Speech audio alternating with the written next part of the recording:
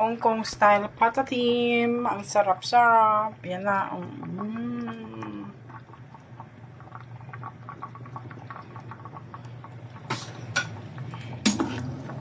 Yan, oh guys. So, tingnan mo. Natatanggal na siya sa buto niya. Wow. Yan. Sarap. Guys. Good afternoon. For today's video, magluluto tayo ng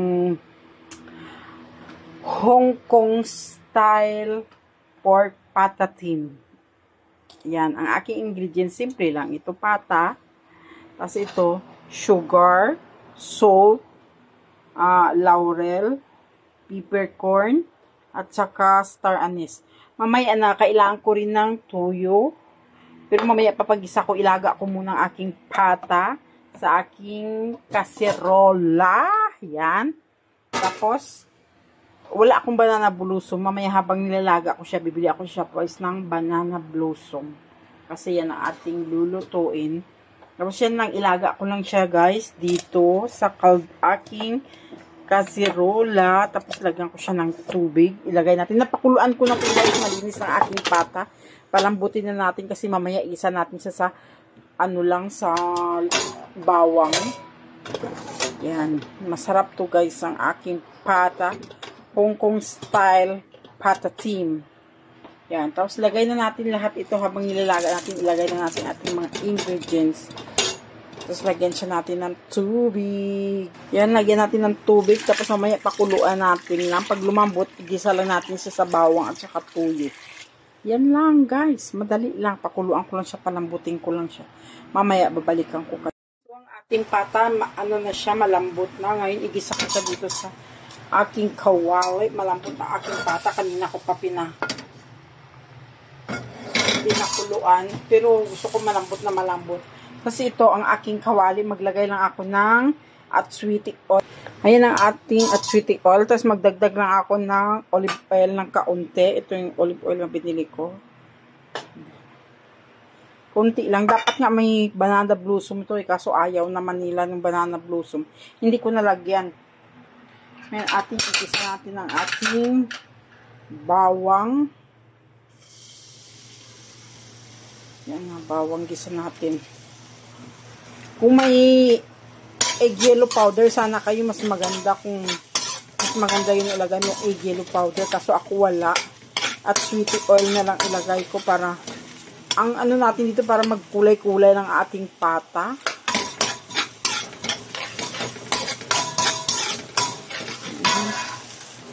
Ayan siya guys, luto na ating bawang. Strainer na natin ang ating pata. Dito ko na rin palambutin. Pero malambot na siya.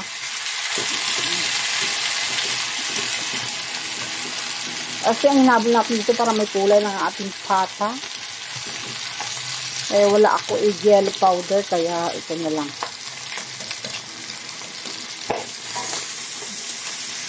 Magalit pa o malapit.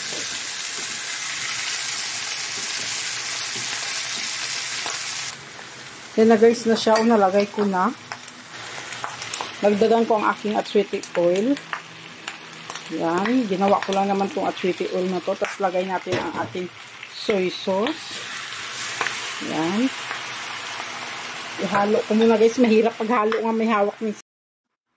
Tapos yan na. Nalagyan ko na. Nahalo ko na siya. Ngayon ang sabaw. Ihalo ko na dito ang sabaw niya. Strainer ko lang. Yan. Ay, hala. Yan, sobrang dami pa. Yan na. Masarap guys. O, patatim. Hong Kong style. Bata ito pang may star anise pa na Yan.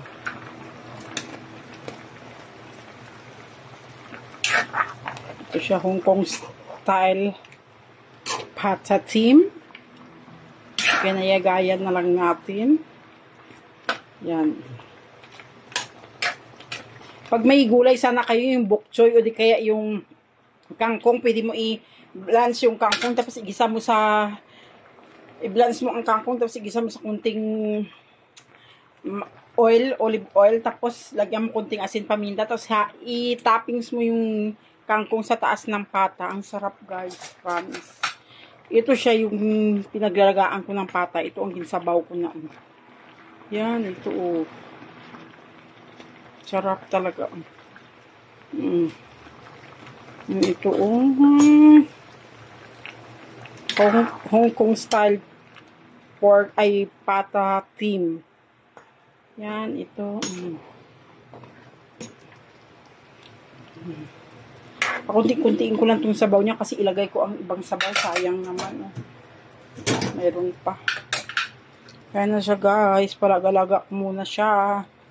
Yan na guys. Ang ating Hong Kong style pata team. Yan. Paubos-ubusin ko pa. Anuhin ko lang ito. Bawas-bawasan ko ang sabaw niya. Pero masarap na siya guys. Tingnan niyo. Oh. Yan. Oh. Sobrang lambot niya na. Yan. Naubusan ako ng gasol. Kaya dito na lang ako sa gas range di kuryente na lang ang ginamit ko. Yan. Oh. Ang sarap. Yan. Oh.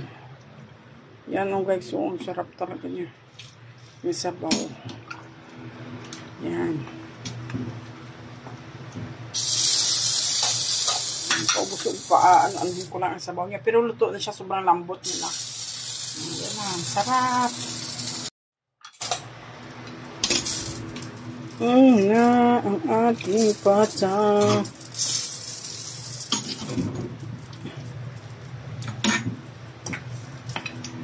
Dapat may banana blossom to kaso ayaw naman ng alaga ko ang banana blossom kaya hindi ko na nilagyan ng banana blossom. Yan na. Guys, ito ng ating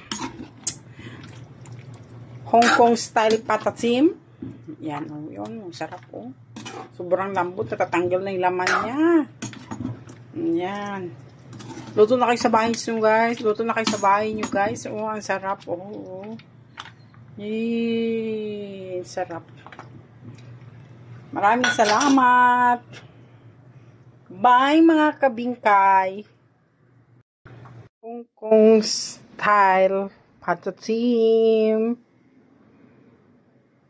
Rice na white, ginisang gulay, at saka brown rice, quinoa rice yan.